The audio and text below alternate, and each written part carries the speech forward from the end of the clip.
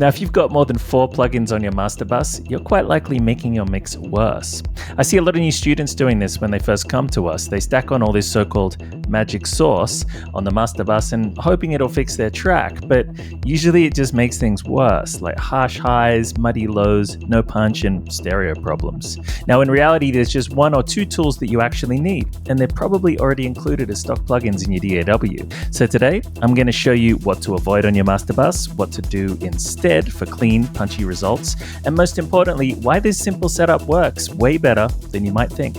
But why listen to me? Well, I've toured 33 countries, had multiple number ones on Beatport, signed hundreds of records to the world's top labels like Armada, Spinnin', Toolroom, Defected, as Bassclef and Analog Soul, and since 2016 I've been helping producers like you finish great songs fast and get a pro sound.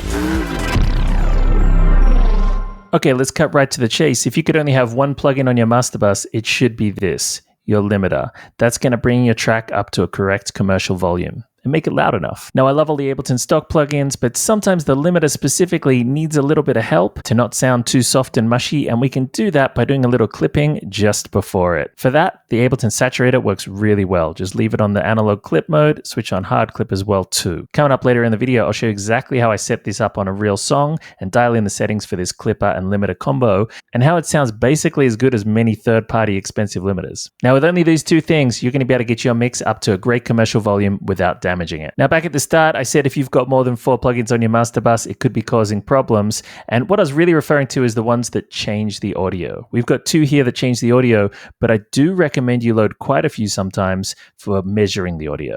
So here I've loaded up a bunch of my favorite analyzers, and later on in the video, I'll explain all about these, what they all do and why I use them. But really the bit that's changing the audio is just these 2 guys, just the clipper and the limiter. And often you can do it with just the limiter.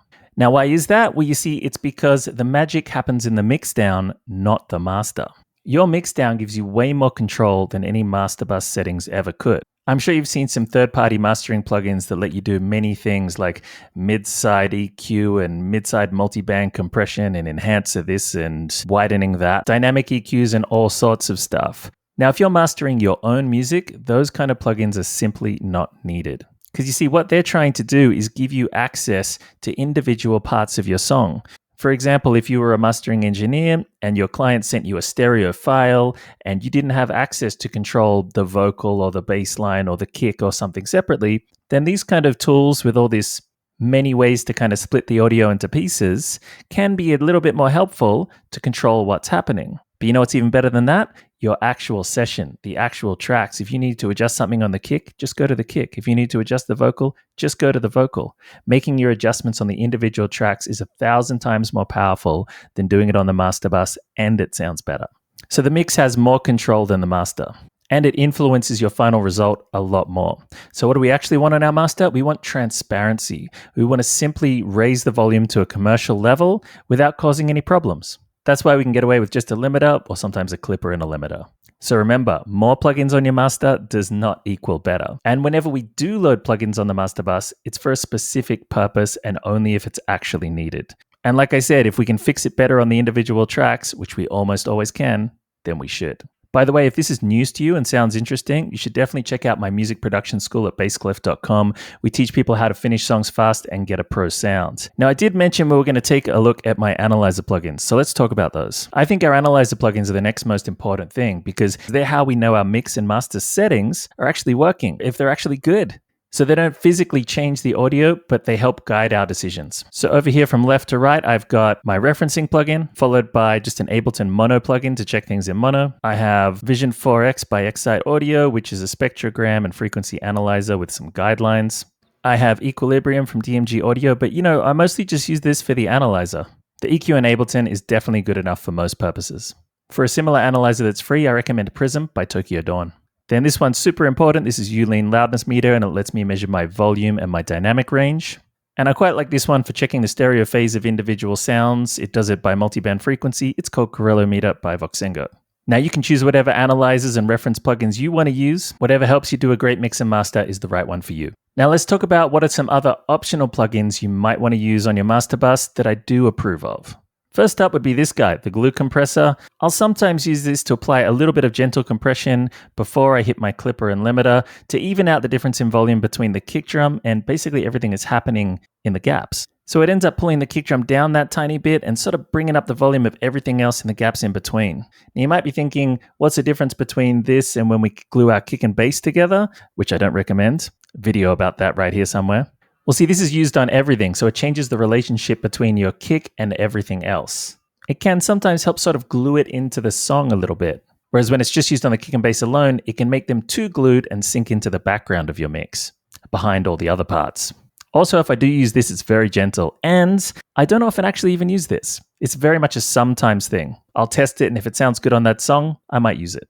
Let's take a look at a real-world example. Here's the actual mastering settings I had on this track of mine. This is my Bones in the Back Cave by my project Analog Soul. And let's take a look at the glue compressor and play the song. So I'm only doing about, 1.5 dB of gain reduction. It's super subtle. It releases on really quick. The ratio is on the lowest, and the attack is on about medium. In this case, that was working well for me. If we turn it on and off, you hear how subtle the effect is. So like I was saying before, we're not doing stuff on the master bus that drastically changes it. This is a subtle thing that I tend to only notice this when the mix is already done and done well. If your mix is very far off from sounding good, you probably won't even notice this adjustment that much. But when your mix is 99% done, these kind of little adjustments can sometimes add that little extra 1%. Now, the third plugin you might possibly use on your master bus is an EQ. But this one I recommend using even less. And it's for the reasons I said before. Your mix should already be sounding great. It should already be balanced. We shouldn't need to adjust the EQ on the master bus. Now, worst case scenario, if my mix is sounding really good, I'm really happy, it's 99%, and I just wish the whole thing was a tiny bit brighter, I might come in and add a tiny bit of brightness like this, or cut it if it needed it, whatever the adjustment. But I'll usually only go no more than 3 dB boosted or cut. And that's because if it needs any more adjustment than that, then there's a pretty big problem. And I'm definitely going to be better off fixing that on the individual tracks. Because although this adjustment might fix the part that I'm hearing a problem with, it could very often be damaging other parts in the same area. So it's better off just go to that specific part and EQ it where it needs it. Also, I will only even consider EQ on the master bus when my mix is 99% done. Never before.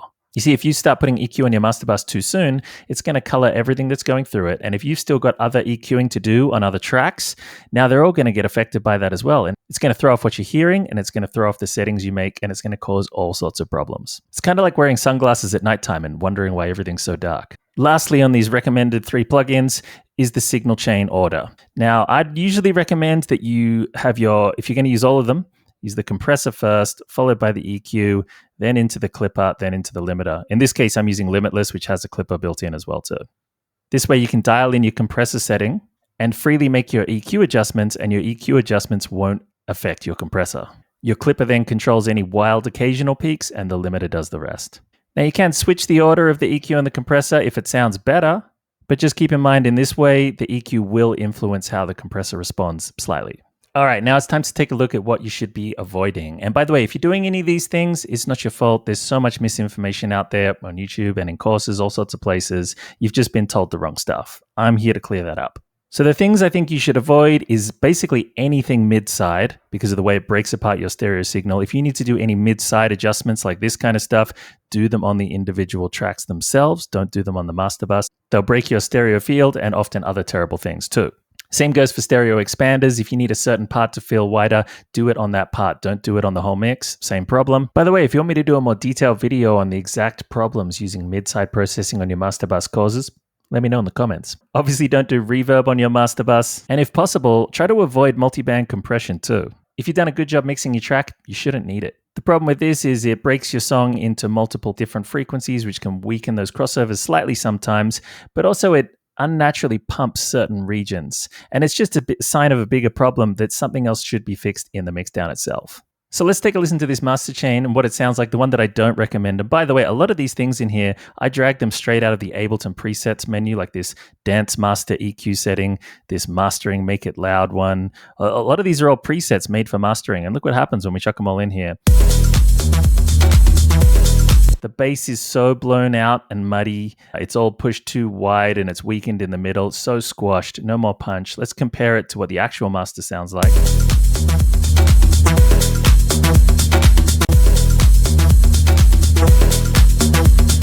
Crazy, huh? And let's hear that in mono, it's even more dramatic.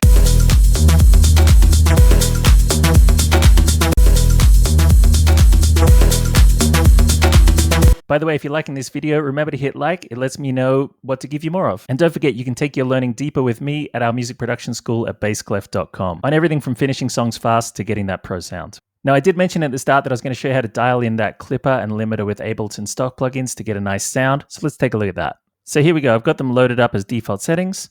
First thing we need to do is take a measurement, and I recommend using this. We want to take a look at our dynamic range in the drop when none of these plugins are on. So let's turn them off and have a look at that. Looks like about 11 loudness units. Now we want to end up reaching 8 loudness units. Dynamic range is basically how squeezed or limited our track is. And the more we squeeze it, the less punch we have, but the louder it gets. So you got to find the sweet spot. Like I said, I recommend us ending up on about 8 loudness units once we're done. So we're going to try and split the workload between the saturator or clipper and the limiter. By the way, I did a whole video on exactly what volume to master to for Spotify and all the other platforms. You can check that out in the link up here or down below. So starting with the saturator, I recommend you go and turn on the hard clipper. And there's only 2 modes in here that I think work well for this, either the analog clip or the digital clip. I often prefer the digital clip. It's a little bit more crispy, whereas the analog clip can give a little bit more grit and warmth sometimes, but it's pretty subtle. Now we're going to play the song and increase the drive until we get our dynamic range up to around about 9 or 10. So now that I pushed the drive about 5 decibels, I'm getting about 10 on my dynamic range. So let's come to the output and we'll do the opposite so that this is set at unity gain. And this is now going to control those occasional loud peaks so the limiter has something a bit more easy and musical to work with. I might even bump it up to 5.5. Next up, let's take a look at the limiter, and we just want to increase the input gain until we get to that last number of 8 loudness units. And usually that's also going to equal around about -8 LUFS, interestingly, which is your volume. I'm going to turn on true peak mode to protect our true peaks, and we'll start cranking up the input gain.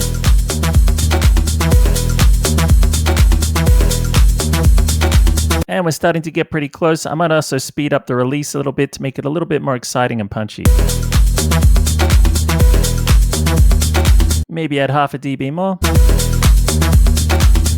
And there you go, that's it. We've now got the clipper handling the first part of it, the limiter handling the second part of it, so they're sharing the load. I might give a bit more of the work to the clipper. Let's bump this up to 6.5 and take a listen to that.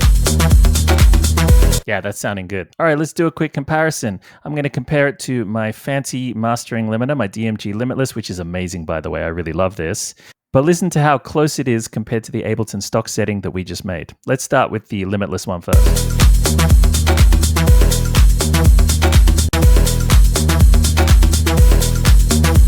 Pretty damn close, right? Now, sure, there's some other things that Limitless can be better at, like super high volume stuff, but for most people, this is all you need. Now, if you like that clipper and limiter tip just there, remember to subscribe because I got lots of tips like this coming out all the time for mix downs and finishing songs fast. Next up, let's talk about third-party mastering plugins versus stock ones. Like I said, I do have this Limitless plugin. I love this. I can definitely recommend it. It's an amazing mastering limiter, but I think for a lot of people, it might be overkill and quite advanced. The Fab Filter one seems pretty cool. The Ozone one maybe just a little bit behind, but I think my main message here is the stock stuff is still really good. And I recommend the stock stuff for everything else. All the other plugins are amazing. I have way too many plugins from expensive third-party plugin companies, and I hardly ever use them these days. And the reason why is because the techniques matter so much more than the tools. The tools that are included in Ableton and many DAWs now are definitely good enough. And I know because I've tested them. That clipper setting I showed you, I compared that against all the top third-party clippers out there, and some of them, it's identical. And if not, just kind of similar at least anyway. So I guess what I'm getting at is you don't need to go and buy new stuff. It's not going to make the biggest difference. The biggest difference is knowing how to use what you've already got. So if you're ready to stop guessing, fix your weak muddy mixes, and achieve release-ready tracks, check out my courses like Pro Sound Secrets and The Road to Main Stage. The link's down below for our school for bassclef.com. We've got step-by-step training, group feedback, and everything you need to finish tracks you're truly proud of. Now, I got more mixdown tips coming up next week, so subscribe to be notified. And let me know down in the comments, what's your biggest struggle with mixdowns and music production? And yeah, if you want to see that video on what level to master to for Spotify, it's just here.